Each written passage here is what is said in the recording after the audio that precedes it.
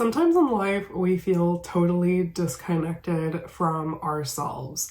We don't feel like we have a sense of direction and where we're going.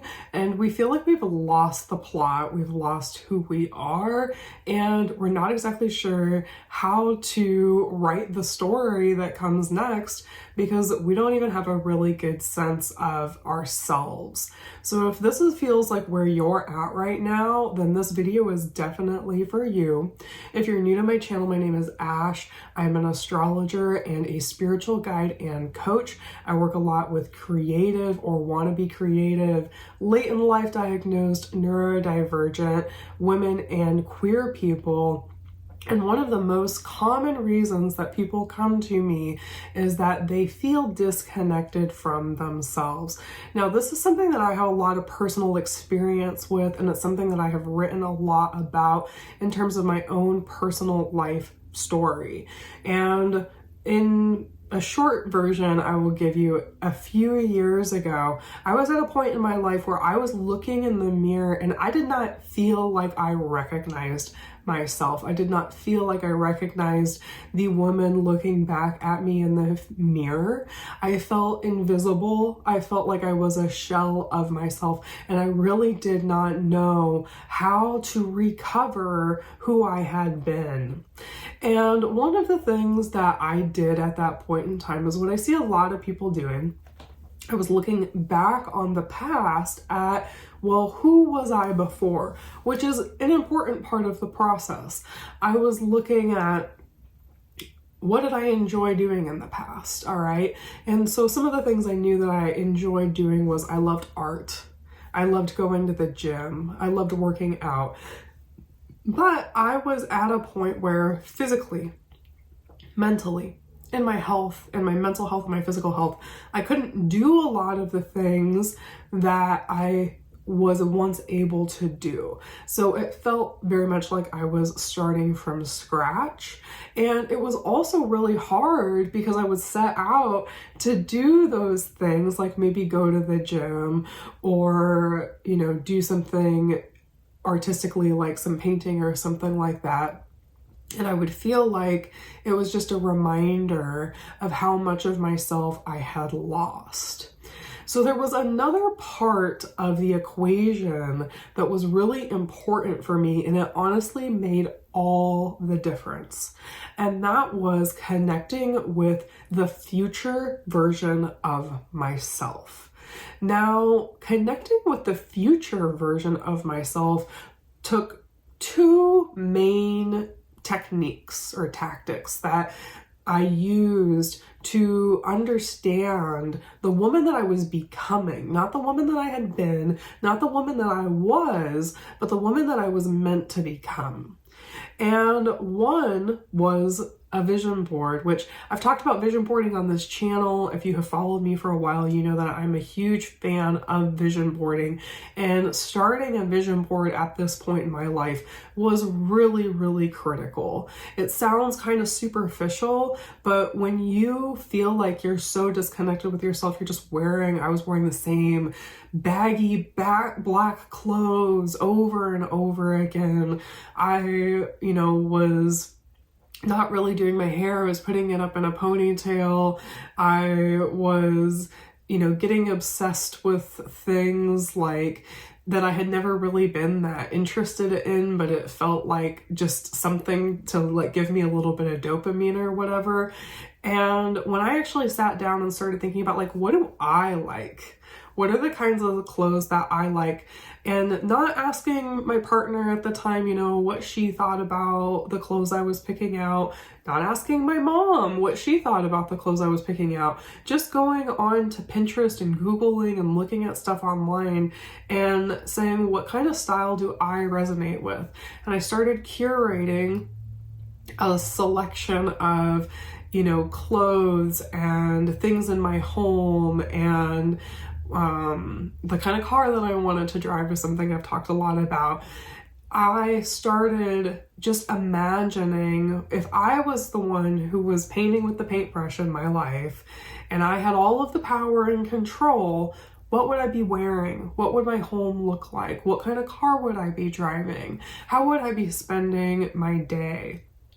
And that made a difference immediately because I started dressing differently. I started switching out some of the baggy black clothes for some stuff that felt a little bit more my personal style. All right. So that was one really important part of the process for me. But the other thing that I did was I started going into my inner world and meditating on this future version of me, seeing this future version of me looking in the mirror in my mind's eye, seeing this future version of me getting up in the morning and going about her day.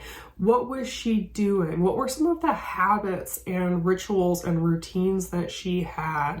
What were some of the things that she enjoyed doing? And that made such a huge difference in my life because it was in the small shifts of, oh, the future version of me likes to read. Well, yeah, I liked to read a lot when I was younger, and I haven't really been reading very much. Maybe I should start to read a little bit more. So I was both recovering parts of who I had been and also connecting with the version of myself that I was meant to become. And I actually just experienced this when I was in California last week on my vacation. I was, kind of in a relaxed state. I wasn't meditating, but I was just kind of relaxed.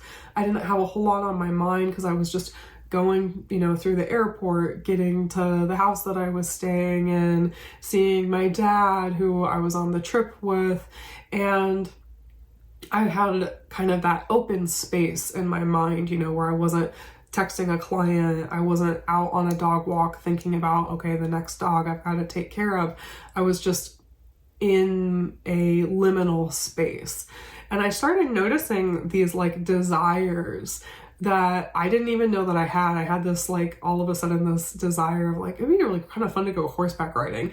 I haven't gone horseback riding since I was a kid. I haven't had a desire to go horseback riding since I was a kid, in spite of some of the kind of cowgirl stuff that I love to wear. It's just not something that's been really on my radar.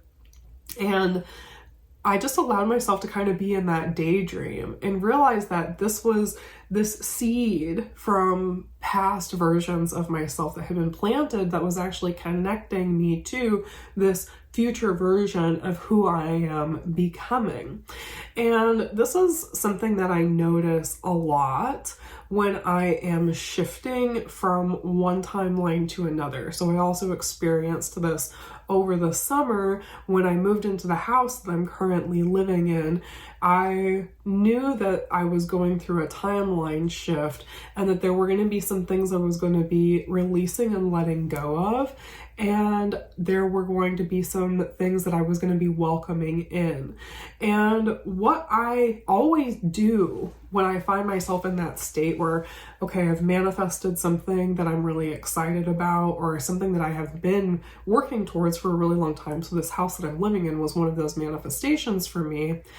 I always allow myself to have some daydreaming time, some extra kickback kind of daydreaming time where I'm allowing myself to visualize in my mind, okay, what is this next chapter going to look like?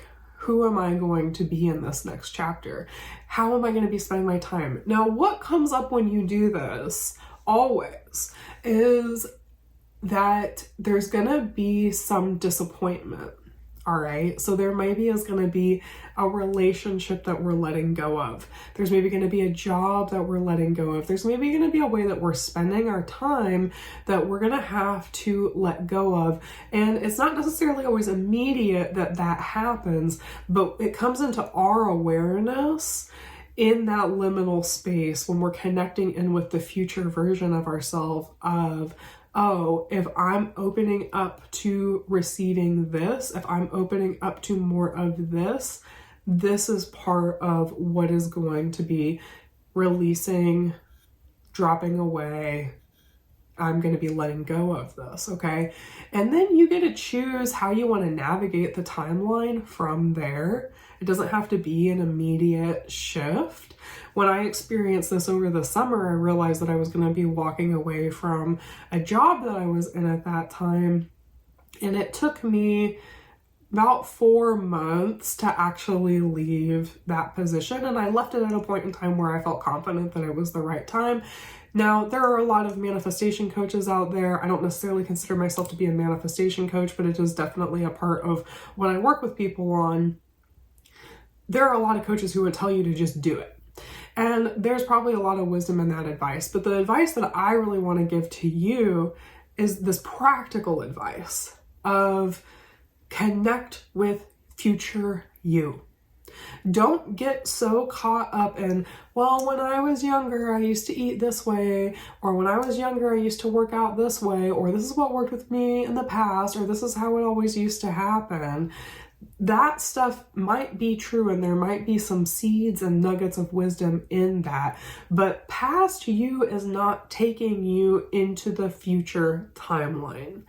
You are meeting future you, and the more you allow yourself to meet future you, the faster you are going to collapse that timeline. Because when you see who you are in the future, you can start showing up as that version of yourself now, and it can be in really small, subtle ways. Little shifts that you start to make.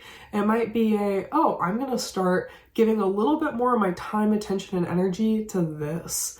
I'm going to start orienting the way that I'm thinking about doing this from this place. And so this is essentially what I teach when I'm teaching creative visioning, which is something I've talked about on this channel before. It's the very first thing that I teach you when you join my Spiritual Being program, which is a group program where you get you get group coaching with me, you get actual in real life feedback from me on Monday nights, and then on Wednesday nights I guide you through rituals like connecting with the future version of yourself through meditation. So if that's something that you're interested in trying out, connecting with a future version of you through meditation, then I'm actually just going to be dropping a resource in the description of this video for you to try, where you can meditate and connect with a future version of yourself. Now, if this is challenging for you, that's okay. It often is very difficult for people, and it can be really, really hard to visualize a future version of yourself if you're in a timeline where you're feeling really shut down. You're feeling like you're really linked up maybe with another person or a job and a place, and that's all you can really think of as like, my life has to stay like this. It can be really scary to start thinking about life beyond here, or life if I had more power in my life. If I felt more empowered in my life, what would I be doing differently? That can be very, very off-putting, which is why I do offer ongoing support and ongoing coaching inside of Spiritual Being to help you to actually face some of those fears that you might have when you're trying to meet this future version of yourself. But if you just want to give it a try, then definitely check out the resource in the description of this video. And I'd love to hear how it goes for you if you do connect with this future version of yourself. What changes? What do you see in this future version of you that you're not doing in your current life right now? And what are you going to be committing to both your present self and your future self? What is the change that you're going to be committing to taking on so that you can actually see yourself moving towards the future that you want to create, not staying stuck in the current moment or in the past that's pulling you backwards? We want to go forwards in our life as a collective, and connecting in with the future version of ourselves is part of how we do that.